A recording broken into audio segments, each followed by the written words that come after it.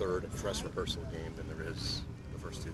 Yeah, I think it's obviously the closest thing you get to a real game with as far as game plan preparation, and we're setting it up how we go through a normal week. So meetings, install, everything is pretty similar to a normal week. So it gives us a good dress rehearsal, so to speak, of your process through the week, creating your habits of on what days you do what, and obviously getting ready to play. Is it a better gauge for where the team is in the first two preseason games because there's more prep into it? Yeah, I don't know. It's still a preseason game, so it's not fully I don't think either side is fully throwing all the cards on the table, but I think it's as close as you're going to get. When it comes to individual performance and team performance, how much do you think the preseason correlates to how someone or a team will do in the regular season? I don't know. I haven't done a study on it or anything like that.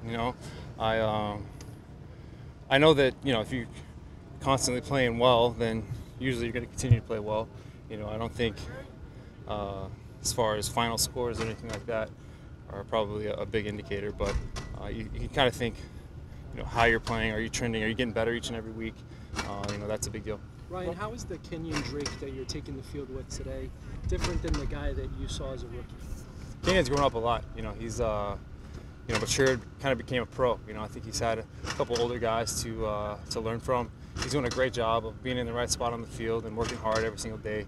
And he's a talented guy. He's had that since he got here, but I think he's added all the off-field stuff and just complete understanding, and it's really taken him to the next level. Does it ever surprise you how he escapes, plays where it looks like he's dead in the water? Yeah, he's fun to watch. I think I've said it multiple times. Frank's fun to watch how he can, skirt through a tiny hole. And then Drake, like the play last week, looks like I didn't even realize he spun out of it because I, finished my fake, turned around, and he's running off the other side. But after watching on tape, should have been tackled for a 3-yard loss. Somehow, gets out of it and ends up being a 30-something yard gain. So I think that's kind of obviously the kind of playmaking he brings to the table, and any play can be a home run.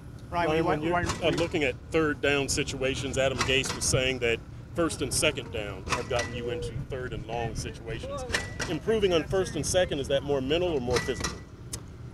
I think for us last week it was a little bit of both. I would say probably a little bit more mental with the penalties, but some of those penalties are because of physical, not having your hands in the right spot and that type of thing. So I would say it's a little bit of both. They go together. I thought we moved the ball well last week when we didn't have penalties, and then we put ourselves in some third and long situations through penalties. So obviously need to eliminate those. What do you like about the offense right now? Because as you say, it looks like you guys are moving the ball fairly well. Yeah, we're building in the right direction. We're trending in the right direction.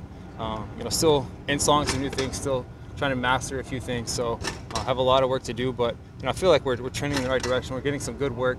The past couple drives that we've been out there, and it has to continue this week. Have you been touched yet by a defender? Maybe bumped. I haven't been hit, that's for sure. How good does that feel, like not just to go through the preseason, but that the line looks like they're a little bit more stable? Yeah, it's huge. Whenever you're able to drop back and kind of go through your progressions, find a check down, and not get hit, it obviously is going to open up a lot of things for us in the pass game, and makes my job a lot easier. Ryan, when you watched the film, did you see opportunities to maybe stretch the field that you didn't see in the game? Were there opportunities there for you, or is it just kind of what you called, what you ran? Yeah, I think the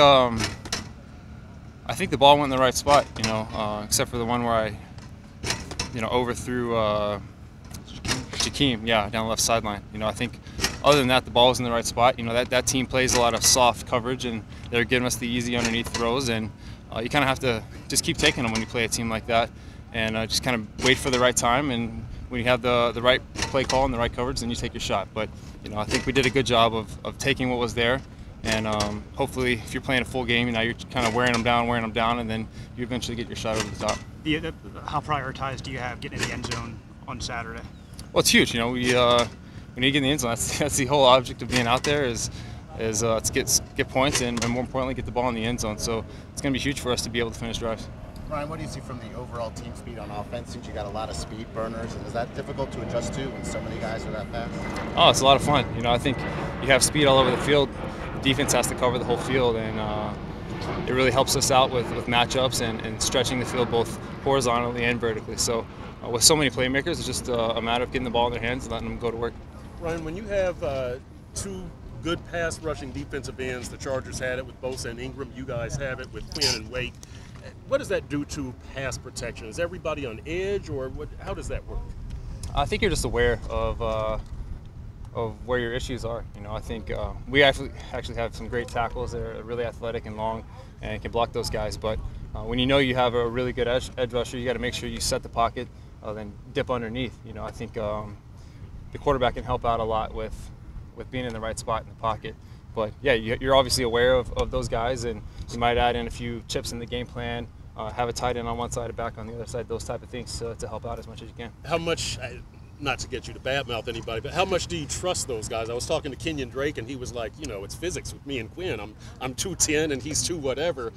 As a quarterback, like when you see that, it's time to do something, or do you trust that they can get in the way? Yeah, we shouldn't have any situation where Drake is one-on-one blocking, you know, Quinn. So that should be the biggest priority, is not having one-on-one. Usually, you know, he's helping out, he's doubling team or giving the chip. So obviously, if you have him in a one-on-one matchup, then that's not one we feel good about offensively.